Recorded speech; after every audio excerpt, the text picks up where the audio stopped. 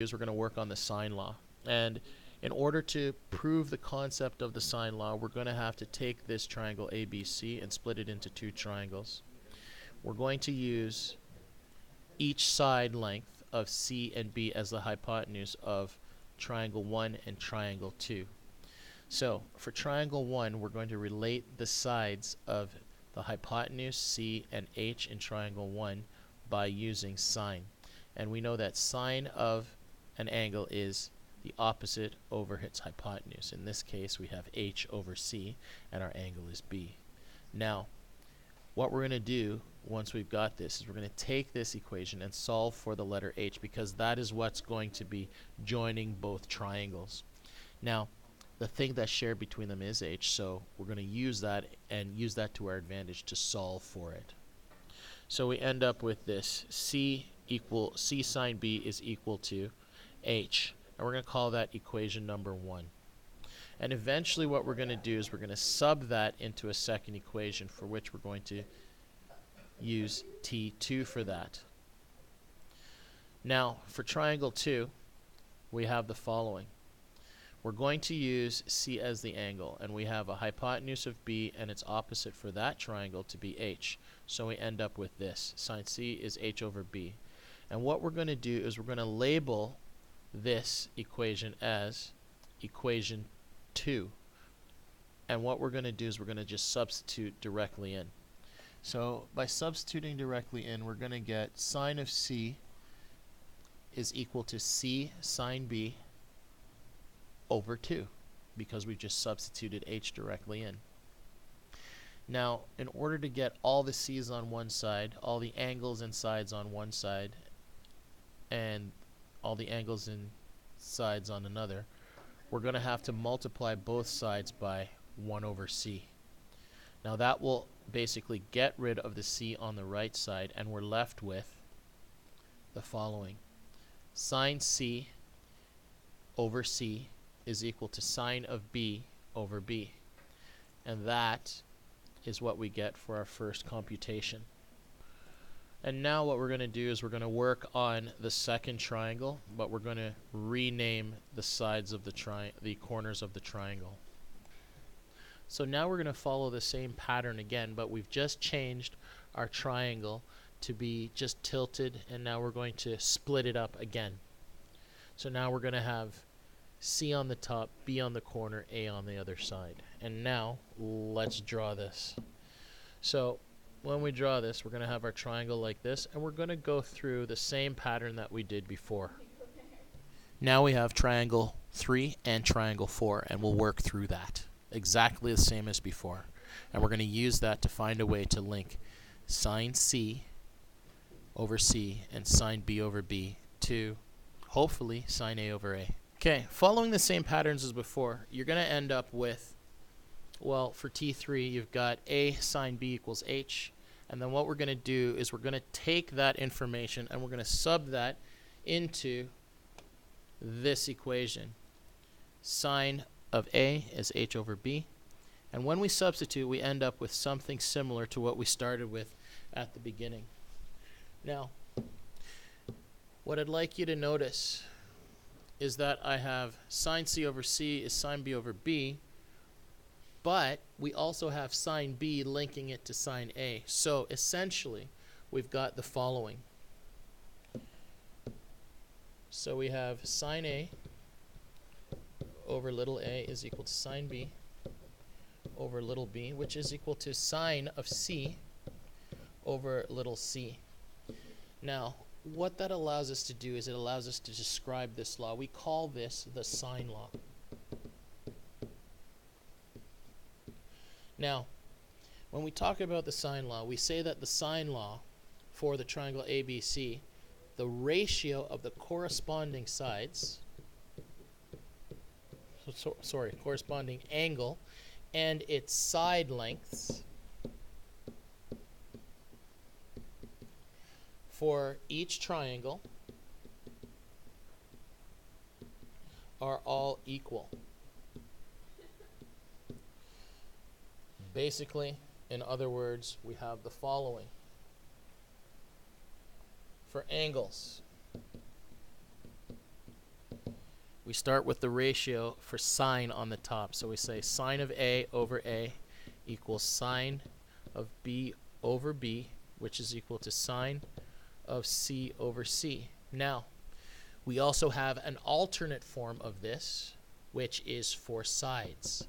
So the side calculation for sine law is A over sine A equals B over sine B equals C over sine of C.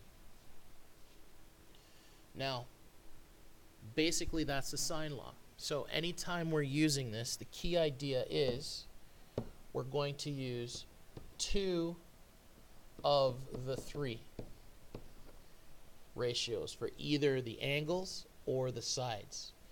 Now, the key to being successful at this is finding a matching angle,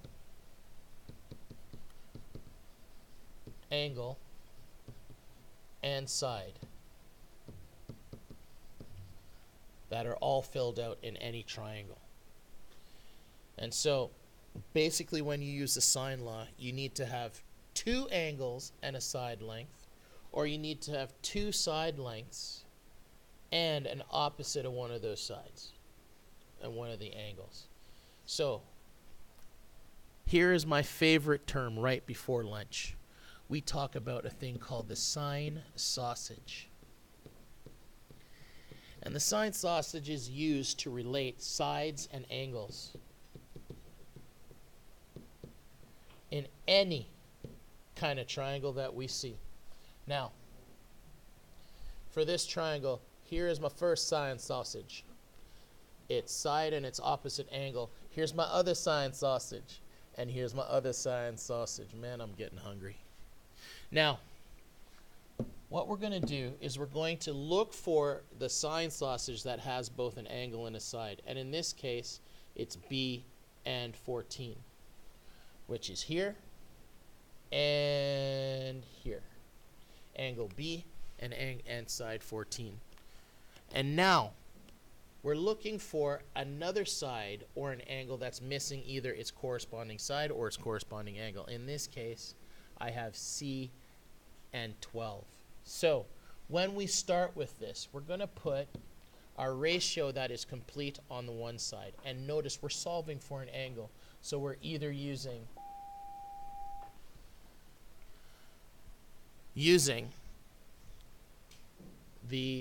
we're using two of the ratios for our angles.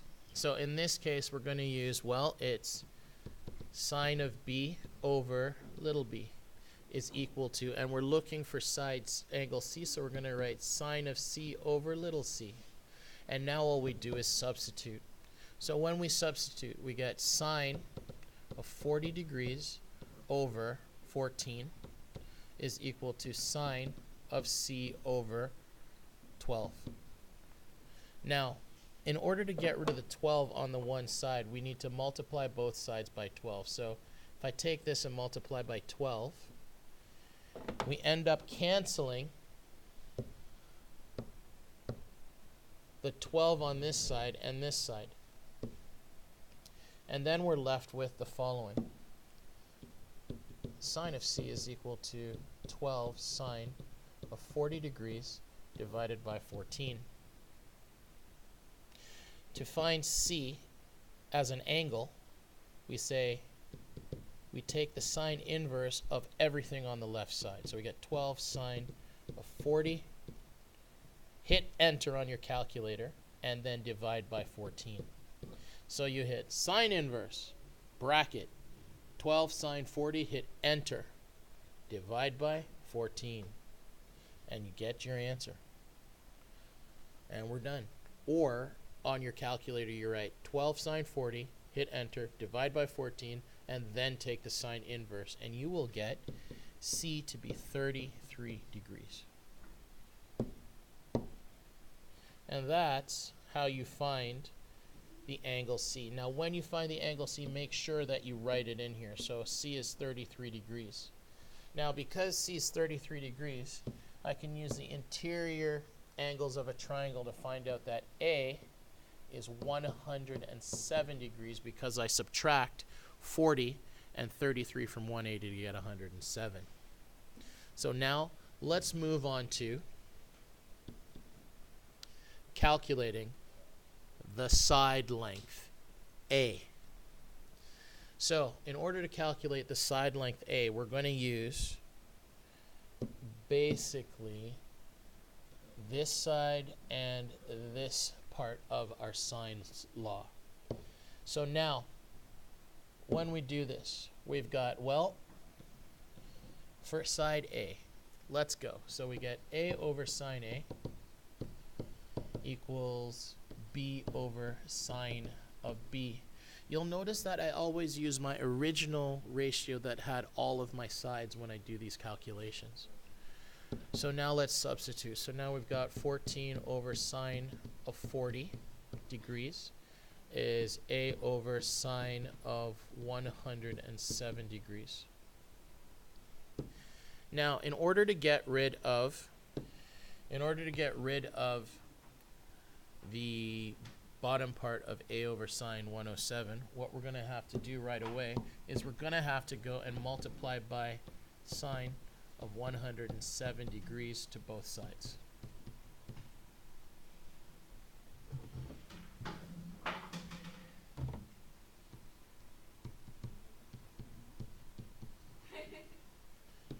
Now, in doing so, what you're going to end up with is A equals 14. Now, sine of 107 degrees is like sine of 107 over 1, so we can combine that with the top of this fraction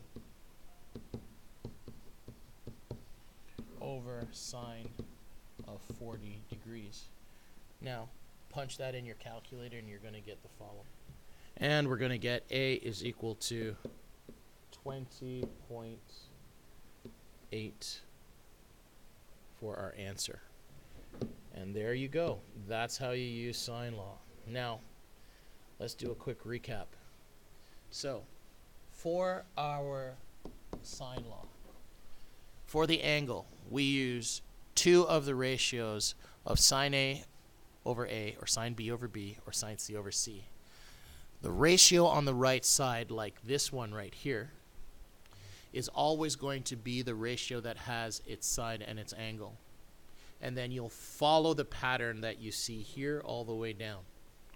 Now, when we're trying to find a side, we use two of the sides of either sine A over sine A, B over sine B, or C over sine C.